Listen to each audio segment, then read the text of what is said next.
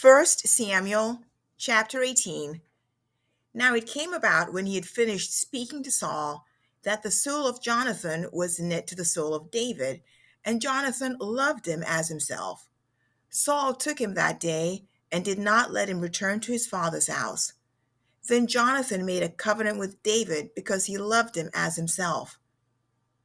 Jonathan stripped himself of the robe that was in him and gave it to David with his armor, including his sword and his bow and his belt.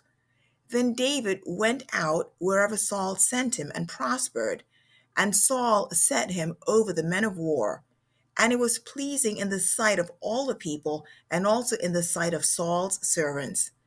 It happened as they were coming, when David returned from killing the Philistine, that the women came out of all the cities of Israel, singing and dancing to meet King Saul with tambourines, with joy, and with musical instruments. The women sang as they played and said, Saul has slain his thousands, and David his 10,000s. Then Saul became very angry, for this saying displeased him, and he said, They have ascribed to David 10,000s, but to me they have ascribed thousands. Now, what more can he have but the kingdom? Saul looked at David with suspicion from that day on.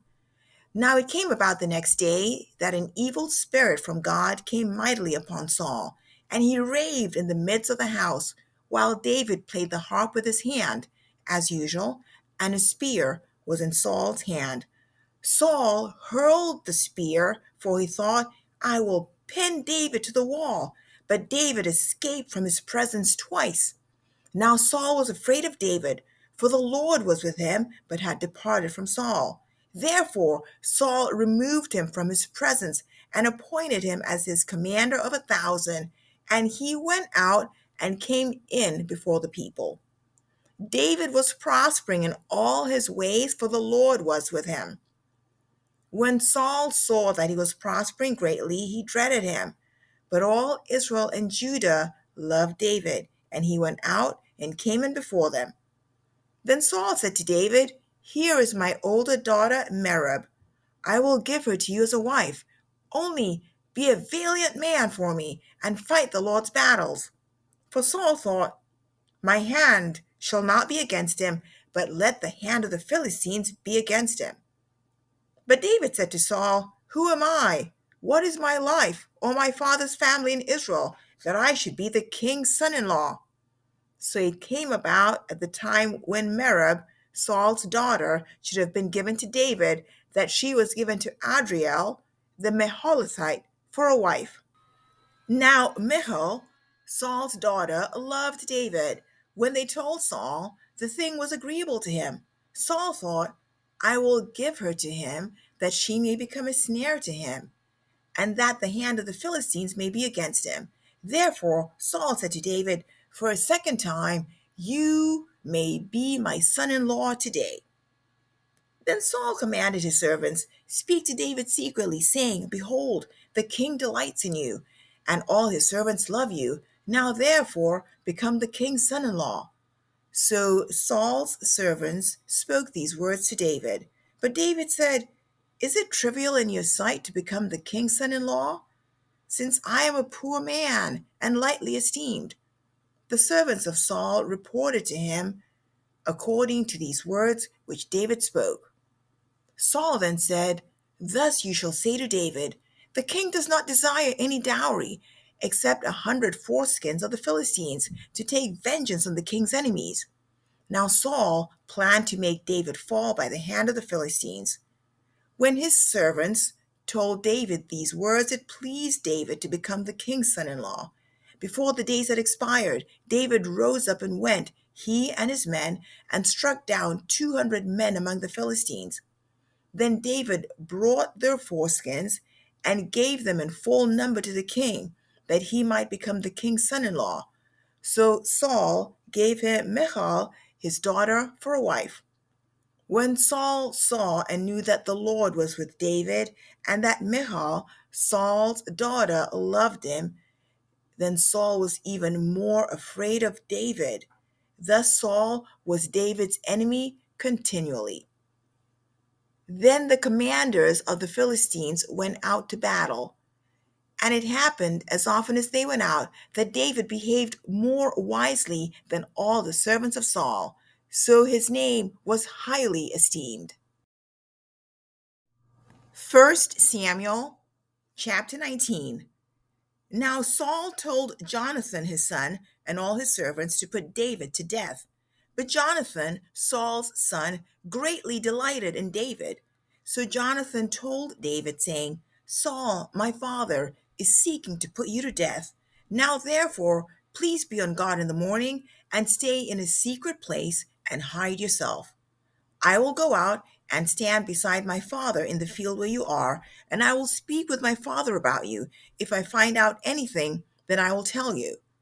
Then Jonathan spoke well of David to Saul his father and said to him, Do not let the king sin against his servant David, since he has not sinned against you, and since his deeds have been very beneficial to you. For he took his life in his hand and struck the Philistine. And the Lord brought about a great deliverance for all Israel. You saw it and rejoiced. Why then will you sin against innocent blood by putting David to death without a cause? Saul listened to the voice of Jonathan, and Saul vowed, As the Lord lives, he shall not be put to death. Then Jonathan called David, and Jonathan told him all these words. And Jonathan brought David to Saul, and he was in his presence as formerly. When there was war again, David went out and fought against the Philistines, and defeated them with great slaughter, so that they fled before him. Now there was an evil spirit from the Lord on Saul, as he was sitting in his house with his spear in his hand, and David was playing the harp with his hand. Saul tried to pin David to the wall with the spear, but he slipped away out of Saul's presence, so that he stuck the spear into the wall. And David fled and escaped that night. Then Saul sent messengers to David's house to watch him, in order to put him to death in the morning. But Michal, David's wife, told him, saying, If you do not save your life tonight, tomorrow you will be put to death. So Michal led David down through a window, and he went out and fled and escaped. Michal took the household idol and laid it on the bed, and put a quilt of goat's hair at its head, and covered it with clothes. When Saul sent messengers to David, she said, He's sick. Then Saul sent messengers to David, saying, Bring him up to me on his bed, that I may put him to death. When the messengers entered, behold, the household idol was on the bed with the quilt of goat's hair at its head. So Saul said to Michal, Why have you deceived me like this and let my enemy go, so that he has escaped? And Michal said to Saul, He said to me, Let me go. Why should I put you to death? Now David fled and escaped and came to Samuel at Ramah, and told him all that Saul had done to him. And he and Samuel went and stayed in Naioth. It was told Saul, saying, Behold, David is at Naioth in Ramah. Then Saul sent messengers to take David, but when they saw the company of the prophets prophesying, with Samuel standing and presiding over them, the Spirit of God came upon the messengers of Saul, and they also prophesied. When he was told Saul, he sent other messengers, and they also prophesied. So Saul sent messengers again the third time, and they also prophesied. Then he himself went to Ramah and came as far as the large well that is in Seku. And he asked and said, Where are Samuel and David? And someone said, Behold, they are at Naioth in Ramah. He proceeded there to Naioth and Ramah, and the Spirit of God came upon him also, so that he went along prophesying continually until he came to Naioth in Ramah. He also stripped off his clothes, and he too prophesied before Samuel, and lay down naked all that day and all that night. Therefore, they say, Is Saul also among the prophets? 1 Samuel chapter 20. When David fled from Naioth in Ramah, and came and said to Jonathan, What have I done? What is my iniquity? And what is my sin before your father, that he's seeking my life? He said to him, Far from it, you shall not die. Behold, my father does nothing, either great or small, without disclosing it to me. So why should my father hide this thing from me? It is not so. Yet David vowed again, saying, Your father knows well that I found favor in your sight. And he has said, Do not let Jonathan know this, or he will be grieved. But truly, as the Lord lives, and as your soul lives, there is hardly a step between me and death. Then Jonathan said to David, Whatever you say, I will do for you. So David said to Jonathan, Behold, tomorrow is the new moon, and I ought to sit down with the king, but let me go, that I may hide myself in the field until the third evening. But if your father misses me at all, then say, David earnestly asked leave of me to run to Bethlehem his city, because it's the yearly sacrifice there for the whole family.